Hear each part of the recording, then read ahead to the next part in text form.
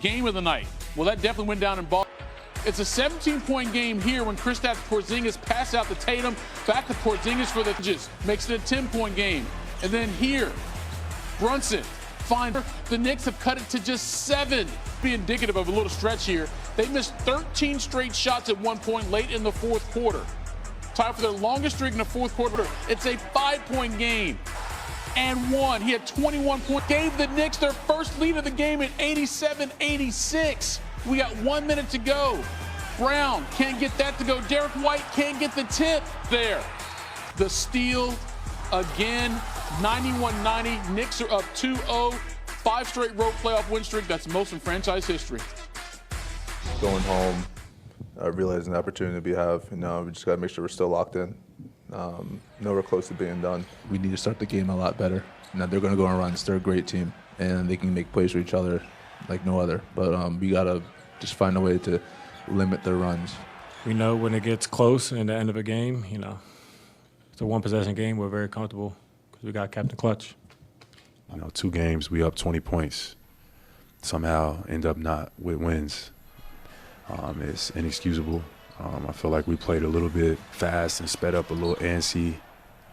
Just a rough night. So the Knicks are the first team in the last 25 years to overcome 20-point deficits in back-to-back playoff games. New York and Indiana have now started the Eastern Conference semis 2-0 on the road. It's the first time multiple teams have done that since the first round started way back in 1971.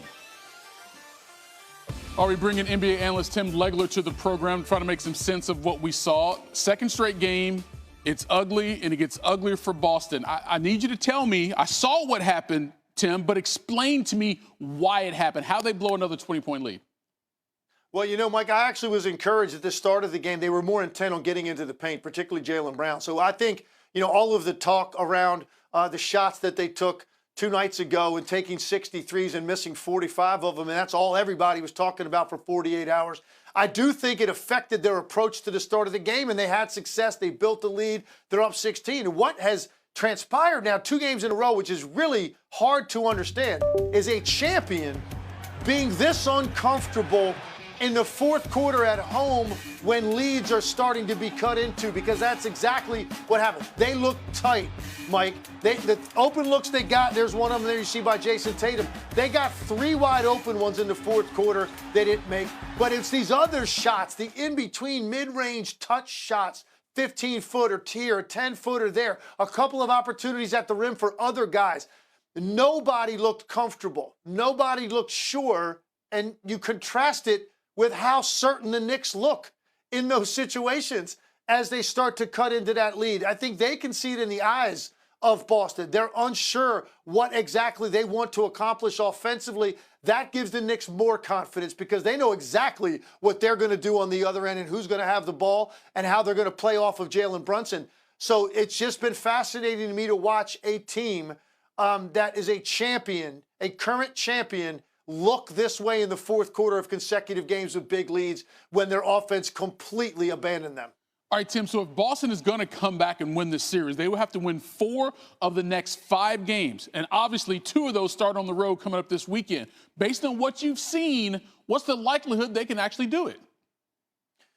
I think it would be a little bit premature to say that this is over because it's the Celtics and they've been so good on the road with this core group over the course of their playoff careers together. So I don't think you can say automatically dismiss it. But look, Mike, they put themselves behind an 8 ball now. And you know historically what happens to teams that drop the first 2 at home as a higher seed.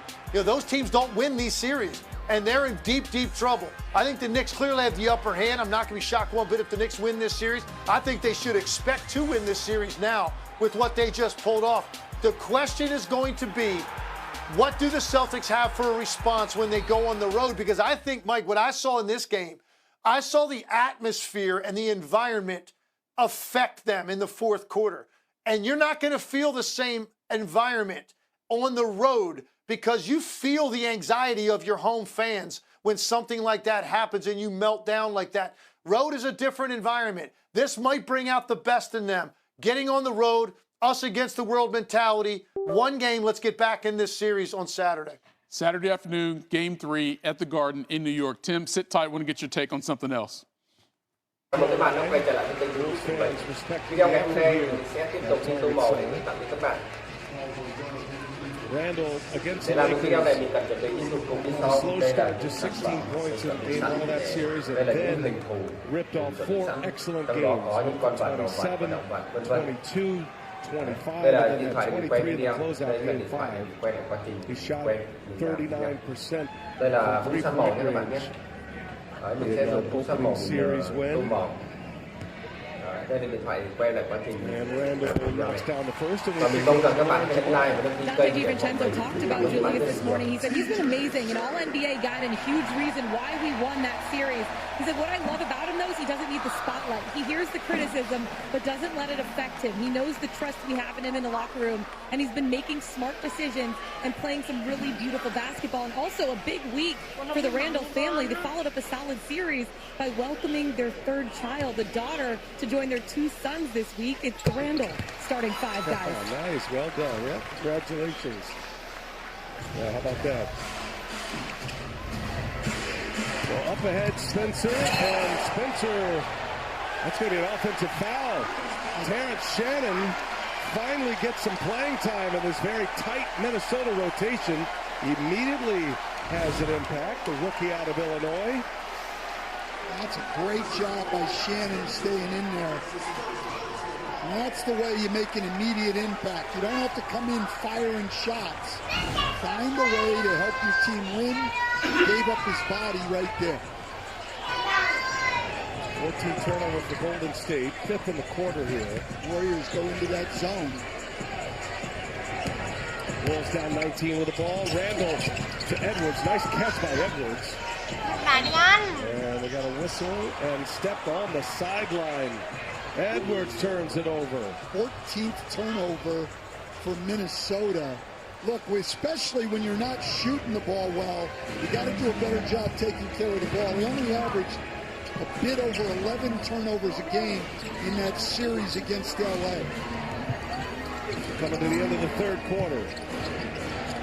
Buddy Hield with Shannon on him. Buddy Hield dancing, 3-pointer, no good.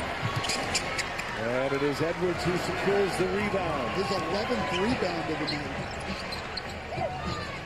Randall. Shannon now. Shannon tied up by Kuminga in a matchup with double zeros. And that'll be a jump ball with a couple of high flyers in Kuminga and Shannon. That's great defense by Kuminga. Just never even lets him get the ball up.